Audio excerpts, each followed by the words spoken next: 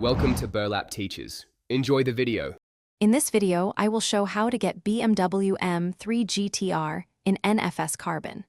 Start by reaching the underground and winning story races to earn reputation points.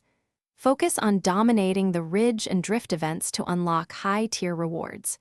If you prefer mods, back up your saves, download a trusted car pack, and follow install steps carefully. I'll cover both legit unlocks and safe modding tips, so you can enjoy the M3 Gtr smoothly. To unlock the M3 Gtr without mods, focus on story progression and district domination. Prioritize the ridge and underground races where boss fights and takeover events drop key rewards. Keep upgrading performance parts and tuning to reach around 600 car rating for tougher races.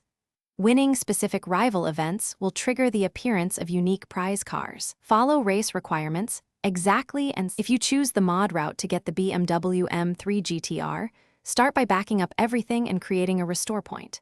Find a reputable car mod and read the install guide thoroughly.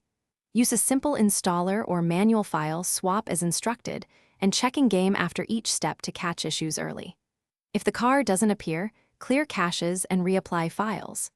Modding is fast, but requires patience and careful file management.